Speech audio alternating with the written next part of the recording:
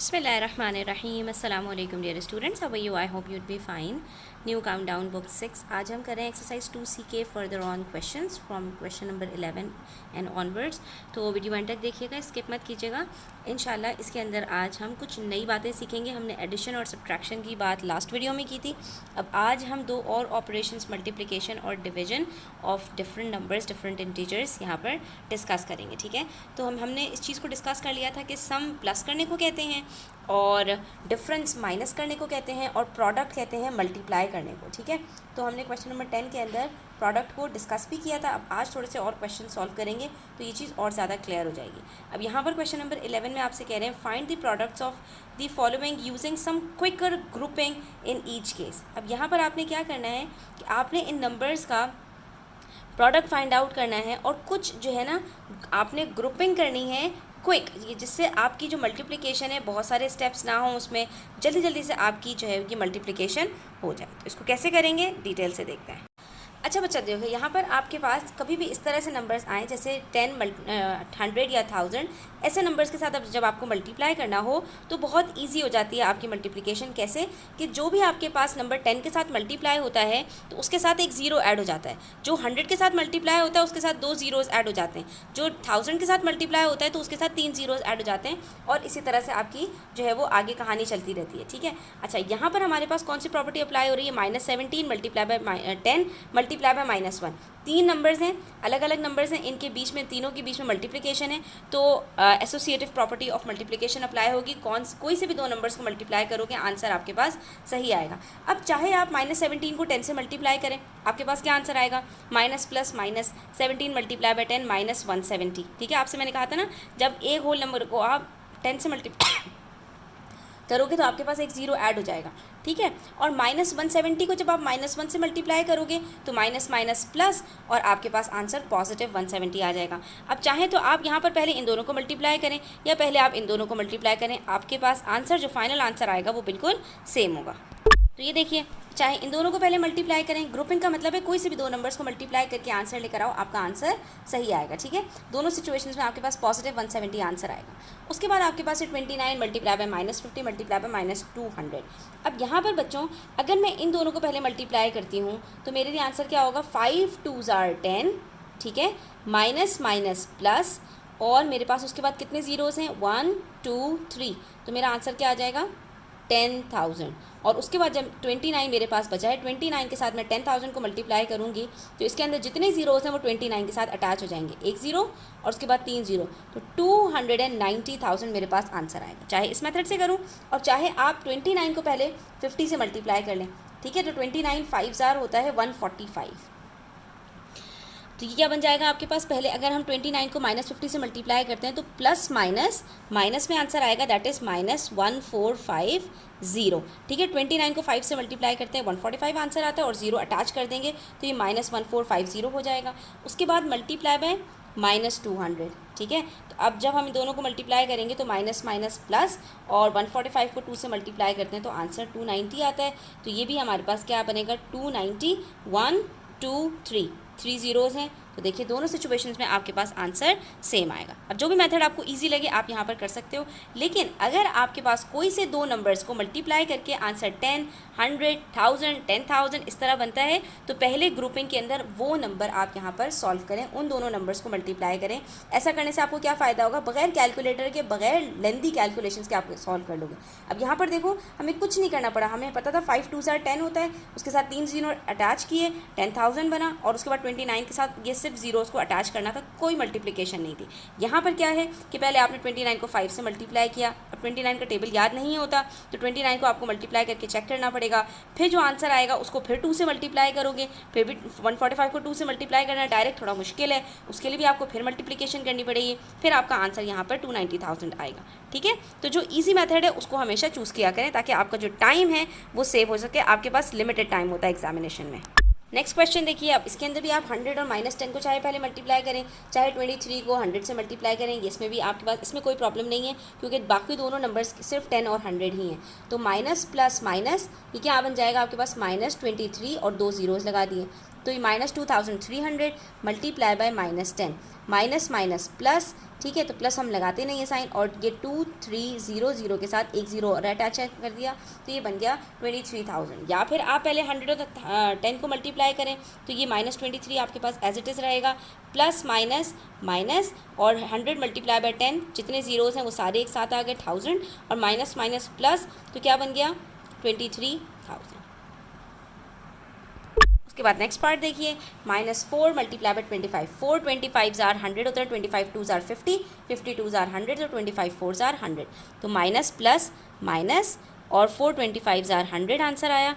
फिर मल्टीप्लाई करेंगे इसको 4 से, तो 1 4 आर 4, प्लस माइनस माइनस, और ये 1 2 3 4 4 ज़ीरोज़ हैं, तो ये 4 ज़ीरोज़ हमने अटैच कर दिया, आंसर आ गया हमारे पास -40,000। ठीक है, तो हमें यहाँ पर क्या चीज़ पता चल रही है बच्चों कि अगर आपके पास 3 नंबर्स हैं, एक नेगेटिव है तो आपका आंसर नेगेटिव आएगा। ठीक है, अगर आपके पास 3 नंबर्स हैं उनमें से 2 नेगेटिव हैं तो आंसर पॉजिटिव आएगा। ठीक है, और अगर तीनों नेगेटिव हो तब भी आंसर नेगेटिव आएगा। इससे हमें ये पता चलता है कि हमारे पास जितने नंबर्स हैं अगर उनमें से इवन नंबर्स नेगेटिव होंगे तो आंसर पॉजिटिव आएगा। यानी 2 नंबर्स पॉजिटिव हों, 4 नंबर्स पॉजिटिव हों, 6 नंबर्स पॉजिटिव हों तो आंसर पॉजिटिव आता है। ठीक है, और अगर हमारे पास 3 नंबर, 1 नंबर, 7 नंबर, 5 नंबर्स, इस तरह के नंबर्स हमारे पास नेगेटिव हों तो हमारे पास आंसर नेगेटिव आता है।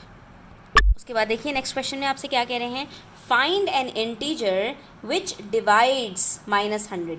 एक ऐसा नंबर तलाश करो कि उसको मैं -100 से डिवाइड करूं टू गिव -5। इसके लिए पहले थोड़ा सा साइन समझ लो बच्चों कि जब हम किसी भी नंबर को किसी नंबर से डिवाइड करते हैं तो जो आंसर आता है हमारे पास उन दोनों में आपस में क्या कनेक्शन होता है कि उन दोनों का प्रोडक्ट वो फाइनल आंसर होता है। यानी कि -100 को जब मैं -5 से डिवाइड करूँगी तो मेरे पास जो आंसर आएगा वो वही होगा कि जब मैं -100 को उस नंबर से डिवाइड करूँगी तो आंसर -5 आएगा। क्या मतलब इस बात का, अगर मैं -100 को -5 से डिवाइड करूँ तो 5 के टेबल में 100 कब आता है, 5 20s आर, तो मेरा आंसर क्या होगा 20, यानी 20 और 5 का प्रोडक्ट ये 100 होता है। यानी जिस नंबर से हम डिवाइड करते हैं, जिसको हम डिविडेंड कहते हैं, उस नंबर के बाकी जो दोनों नंबर्स होते हैं वो फैक्टर्स होते हैं। ठीक है, यानी अगर मैं आपसे कहूँ यहाँ पर कि मैं 16 को किससे डिवाइड करूँ कि मेरे पास आंसर 8 आए तो आप कहेंगे 2। ठीक है, तो 100 को मैं किससे डिवाइड करूँ कि मेरे पास आंसर 50 आए, आप कहेंगे 2। ठीक है, इसी तरह से मैं आपसे कहूँ 18 को मैं किससे डिवाइड करूँ कि मेरे पास आंसर आए 6, तो आप कहेंगे 6 3 आर 18, तो 3 आंसर आएगा। तो यहाँ पर जब भी इस तरह का क्वेश्चन हो, फाइंड एन इंटीजर विच डिवाइड्स -100, तो इसका मतलब है -100 को आपने इसी से डिवाइड कर देना है, आपके पास आंसर आ जाएगा। और हमने क्या डिस्कस किया था, मल्टीप्लिकेशन और डिवीजन के अंदर अगर दोनों नंबर्स का साइन नेगेटिव है तो आंसर पॉजिटिव आएगा। यानी -100 को जब -5 से डिवाइड करूँगी तो आंसर मेरे पास +20 आएगा। ठीक है, इन चीज़ों का आपने ध्यान रखना है तो आपका आंसर कभी भी गलत नहीं होगा। यानी वो इंटीजर क्या होगा हमारे पास, +20।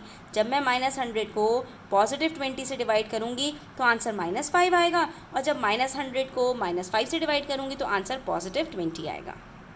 उसके बाद नेक्स्ट क्वेश्चन में हमने डिविजन्स करने हैं। इसी तरह से जैसे मल्टीप्लिकेशन किया था बिल्कुल इसी तरह से हम डिवाइड करेंगे और देखते हैं कितने मज़े में हमारे आंसर्स आ जाएंगे। ये देखिए हमने क्या किया, जब भी आपके पास डिवीजन फॉर्म के अंदर लिखे हुए नंबर्स आपने उसको फ्रैक्शन फॉर्म में लिख देना है। ठीक है, -100 को न्यूमरेटर में रखा, -5 को डिनोमिनेटर में रखा, और जहाँ दोनों में माइनस नज़र आया माइनस को माइनस से कट कर दिया। अब क्या बचा, 5 1 आर 5, 5 2 आर 10, 5 0 आर 0, 20/1 का मतलब है 20 आंसर आ गया, क्योंकि डिनोमिनेटर में हम 1 कभी भी नहीं रखते, और जितने होल नंबर्स हैं इसका मतलब ही यही है कि उनका डिनोमिनेटर 1 है। तो जहाँ पर 1 होगा वहाँ पर आपने 1 नहीं रखना, जहाँ पर 1 ना हो समझ जाना है कि वहाँ पर 1 मौजूद है। ठीक है, इसी तरह से बाकी सम्स करेंगे अपने। -63 को डिवाइड करना है 7 से, सबसे पहले इसको फ्रैक्शन में रखो, -63/7। अब ये माइनस प्लस माइनस है तो आंसर माइनस में आ जाएगा, माइनस को कट करने के लिए माइनस है ही नहीं तो आंसर हमारा नेगेटिव आएगा। 7 1 7, 7 9 63, ये आंसर आ गया आपका -9। ठीक है, इसी तरह से -56 डिवाइडेड बाय -8, तो -56/-8 रखा, माइनस ने माइनस को कट किया, 8 1 8, 8 7 56, और ये फाइनल आंसर आ गया आपके पास +7। ठीक है, उसके बाद है 112 पॉजिटिव डिवाइडेड बाय -7। तो अब 7 के टेबल में 112 कैसे आता है? अच्छा, ये इसका आंसर नेगेटिव आएगा क्योंकि प्लस माइनस माइनस होता है। 7 1s are 7, 7 1s are 7, 11 minus 7 4, 42, 7 6 are 42, the answer would be -16। ठीक है, इसी तरह से आपने नेक्स्ट क्वेश्चन करना है। उसमें क्या है हमारे पास? -23 डिवाइडेड बाय -11, तो ये हमने रखा -231 upon -11, minus minus cut, 11 1s are 11, 11 2s are 22, 1 बचा, 1 1 11, 11 1s are 11, the answer would be +21। And that's all. Next question को करने से पहले हम ज़रा एक चीज़ समझते हैं जिसको हम कहते हैं distributive property of multiplication over addition और सब्ट्रैक्शन। क्या मतलब इस बात का?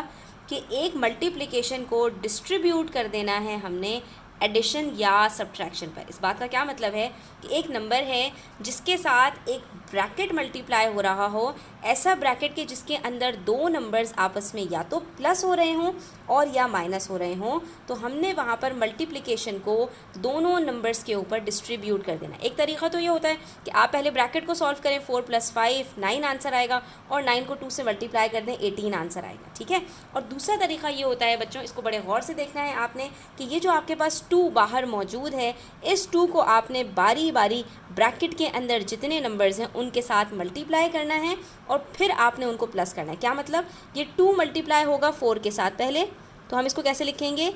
2 मल्टीप्लाई बाय 4।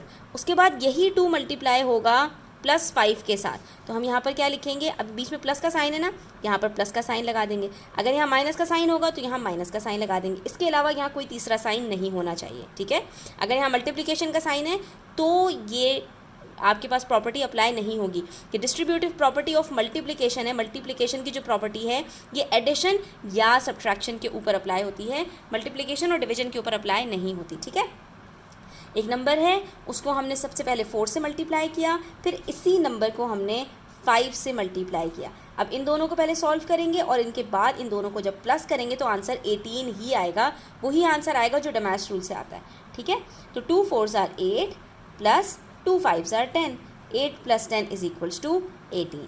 ठीक है, इसी तरह से अगर यहाँ पर मेरे पास सब्ट्रैक्शन हो, फॉर एग्जांपल मैं यहाँ पर एक नंबर ले लेती हूँ 3 मल्टीप्लाई बाय 6 माइनस 2। ठीक है, तो अगर हम 6 को 2 से माइनस करें तो क्या आंसर आता है बच्चों? 4 4 3s are 12। इसका पूरे इक्वेशन का आंसर हमारे पास 12 आना चाहिए। ठीक है, अब हमने क्या करना है? हमने डिस्ट्रीब्यूटिव लॉ अप्लाई करनी है। तो पहले 3 को मल्टीप्लाई करेंगे 6 से और फिर 3 को मल्टीप्लाई करेंगे 2 से। कैसे? यहाँ पर लिख लीजिए 3 मल्टीप्लाई बाय 6, 3 मल्टीप्लाई बाय 2, और इनके बीच में जो साइन है वो यहाँ लगा देंगे। ठीक है, तो पहले इन दोनों को मल्टीप्लाई करना है और फिर इनको माइनस करना है। 3 6 are 18 minus 3 2s are 6, 18 minus 6 करते हैं तो क्या आंसर आता है? 12। ठीक है, अब जब आप इसकी प्रैक्टिस करेंगे तो आपको ये खुद ब खुद प्रोसेस याद हो जाएगा, और इसको जो आपके पास हेडिंग है ना, इससे भी आप इसको इजीली याद कर सकते हैं कि हमने मल्टीप्लिकेशन को एडिशन और सब्ट्रैक्शन के ऊपर डिस्ट्रीब्यूट करना है। यानी बाहर जो नंबर है मल्टीप्लाई हो रहा है इस पूरे ब्रैकेट से, इसको बारी बारी हमने तमाम नंबर्स के साथ मल्टीप्लाई करवा देना, और उनके बीच में जो हमारे पास प्लस माइनस हो रहा है वो हमने उसके बाद कर देना है। अब ज़रा नेक्स्ट क्वेश्चन देखिए, इसमें हमसे क्या कह रहे हैं? फिल इन दी ब्लैंक्स, और यहाँ पर हमारे पास डिस्ट्रीब्यूटिव लॉ है। =2 के साइन के एक तरफ हमारे पास ये लॉ अप्लाई हो रही है और दूसरी तरफ उसको इन्होंने एक्सपेंड करके दिखाया हुआ है। 2 multiply by bracket 3 plus dash, यहाँ पर 2 मल्टीप्लाई हो रहा है ब्रैकेट के साथ जिसमें हमारे पास दो क्वांटिटीज़ हैं जो आपस में प्लस हो रही हैं। तो पहले 2 मल्टीप्लाई होगा 3 के साथ और फिर 2 मल्टीप्लाई होगा दूसरे नंबर के साथ। तो हम देखते हैं इसको एक्सपेंड करके इन्होंने क्या किया। 2 मल्टीप्लाई बाय 3, ये देखिए प्लस, बीच में प्लस का साइन था, फिर 2 मल्टीप्लाई बाय -3। इससे हमें पता चला कि यहाँ पर हमारे पास -3 आ जाएगा। ठीक है, क्या किया इन्होंने? 2 को पहले 3 से मल्टीप्लाई किया और फिर 2 को -3 से मल्टीप्लाई किया। इसी तरह से यहाँ पर देखिए -3 multiply by bracket -4 plus dash. ठीक है, तो -3 पहले मल्टीप्लाई होगा -4 के साथ, जो कि इन्होंने हमें यहाँ पर करके दिखाया ही नहीं। यहाँ पर तो इन्होंने हमें सीधा सीधा दिखा दिया -3 मल्टीप्लाई बाय 5। अब हम क्या करें? अब हमने क्या करना है? 5 को स्प्लिट करना है -4 और दूसरे नंबर में। इसके लिए हमें क्या करना पड़ेगा बच्चों? ये जो -3 है ये तो कॉमन है ना, ठीक है, इतनी बात आपको समझ में आनी चाहिए। तो अब यहाँ पर ये वाली जो एक्सप्रेशन है जो ब्रैकेट के अंदर है ये मल्टीप्लाई बाय 5 के बराबर होगी।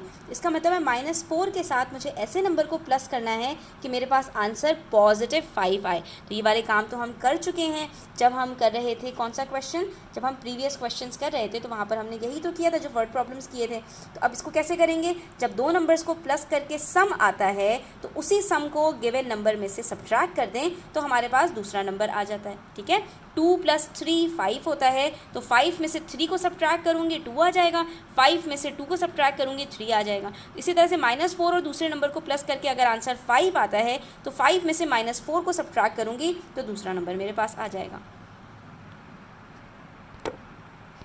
हमारे पास सिचुएशन ये है जिसमें -3 कॉमन है, तो बाकी चीज़ें हम यहाँ पर लिख देंगे कि इसका मतलब ये है कि -4 + डैश = 5। ठीक है, और ऐसे सिचुएशन में हमने क्या करना है, इस डैश को फाइंड आउट करने के लिए हमने कहा कि 5 -4 कर देते हैं, ये डैश की जगह पर हम x रख देते हैं। ठीक है, तो जहाँ पर कोई चीज़ पता नहीं होती ना उसको अब आप अलजेब्रा करने वाले हैं, तो इसलिए मैं आपको यहाँ पे बता रही हूँ कि जो चीज़ आपको पता ना हो वहाँ पर आप x रख दीजिए। बाकी आपके पास ये -4 प्लस ब्रैकेट डैश = 5 के बराबर है। तो हम क्या करेंगे, 5 में से इसी -4 को सब्ट्रैक्ट कर देंगे। अब आप इसको ज़रा सॉल्व करिए, क्या आंसर आता है, 5 + 4 = 9। तो इसका मतलब है कि ये नंबर हमारे पास 9 था। -4 + 9 करेंगे तो प्लस माइनस माइनस, 9 ग्रेटर है, साइन पॉजिटिव की आएगी क्योंकि 9 पॉजिटिव है, और 9 - 4 करेंगे तो आंसर 5 आता है। ठीक है बच्चों, अब आप इसको चाहो तो सॉल्व करके भी देख लो। ठीक है, इसको सॉल्व करके देखते हैं ताकि अच्छा है, हमें पता चल जाएगा कि हमारा आंसर ठीक है या नहीं। -3 multiply by bracket -4 multiply by 9 इस साइड पे करते हैं, और दूसरी साइड पे -3 मल्टीप्लाई बाय 5 कर देते हैं। अब इन दोनों को तो सीधा सीधा मल्टीप्लाई करें, क्या आंसर आता है, 3 × 5 = 15, और प्लस माइनस माइनस तो -15 आंसर आता है। यहाँ पर डिस्ट्रीब्यूटिव लॉ अप्लाई करते हैं, -3 को पहले मल्टीप्लाई करेंगे -4 के साथ, फिर बीच में हमारे पास यहाँ पर प्लस का साइन है। ठीक है, तो प्लस का साइन लगा देंगे, और फिर यहाँ पर -3 को मल्टीप्लाई करेंगे 9 के साथ। ठीक है, तो अब देखें, माइनस माइनस प्लस 3 × 4 = 12 प्लस 3 × 9 = 18, और ये -18 आंसर आएगा। ठीक है, उसके बाद फिर हमने यहाँ पर क्या करना है, 3 × 9 = 27,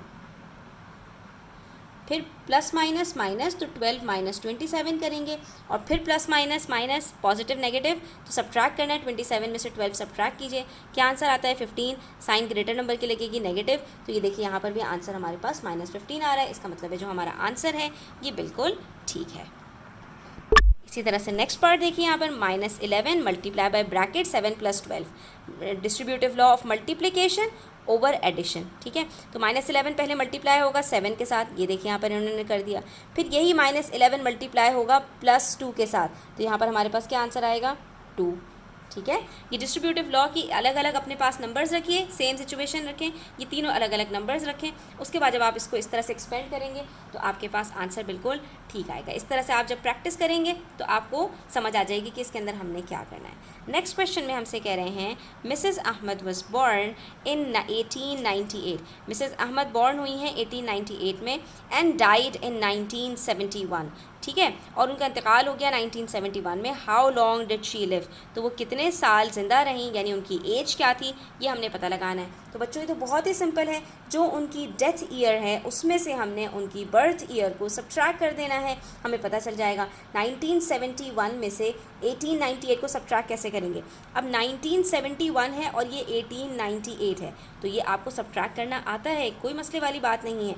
ये आपने रखा 1971 माइनस कर दिया इसमें से 1898, बिल्कुल सिंपल है, सब्ट्रैक्शन है सिंपल।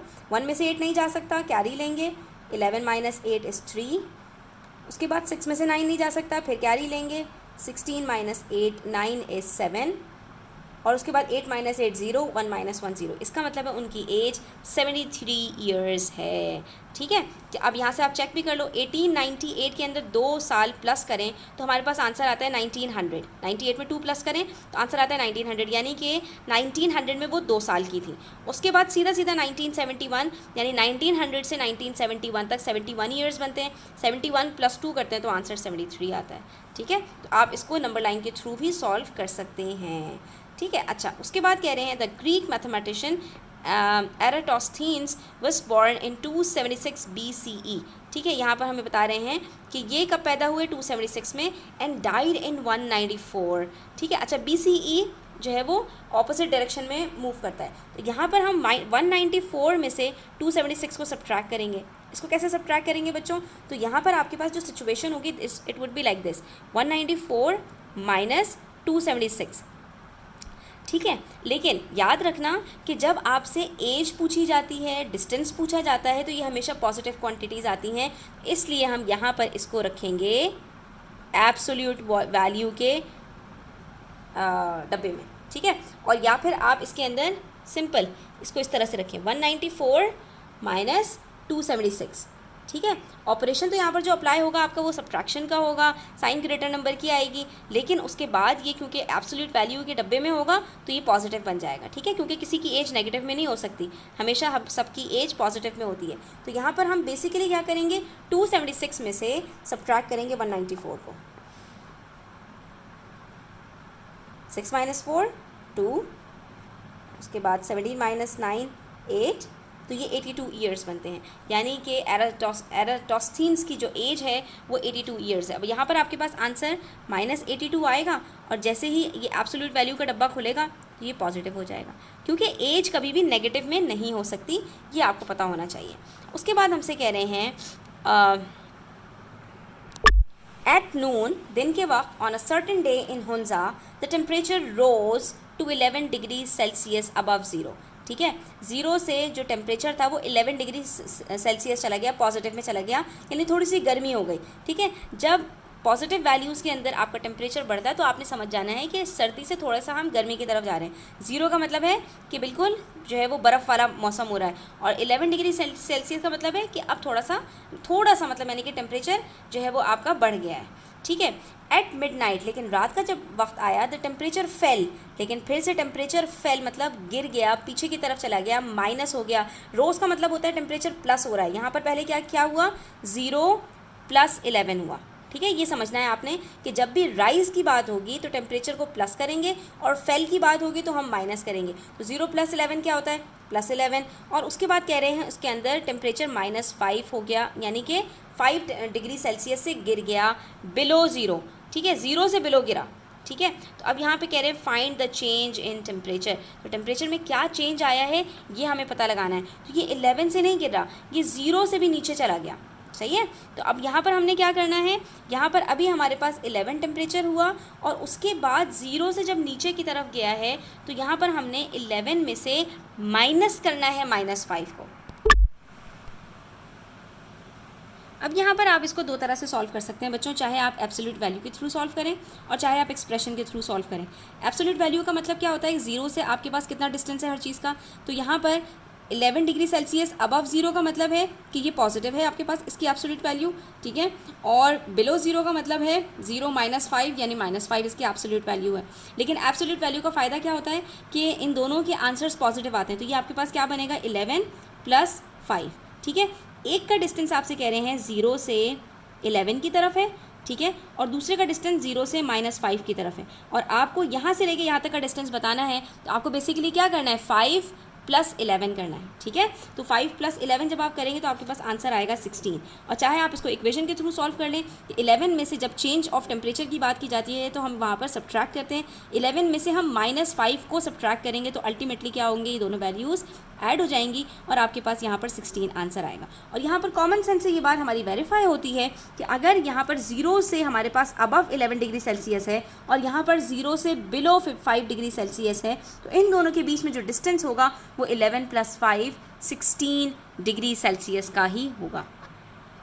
ये हमारी बात नंबर लाइन से भी वेरीफाई हो जाएगी बच्चों। आपसे क्या कह रहे हैं कि दिन के वक्त जो टेम्परेचर है वो 0 से 11 की तरफ है, यहाँ पर ये टेम्परेचर है। ठीक है, और रात के वक्त में 0 से बिलो -5 यहाँ पर टेम्परेचर है, और आपसे पूछ रहे हैं कि इन दोनों के बीच में क्या डिस्टेंस है, इन दोनों के बीच में क्या फ़र्क, कितना जो है वो फ़र्क है, कितना चेंज आ रहा है टेम्परेचर में। तो 11 से -5 तक जा रहा है टेम्परेचर, अगर 5 तक जा रहा होता तो कितना डिस्टेंस होता, 11 - 5 करते 6 आंसर आ जाता।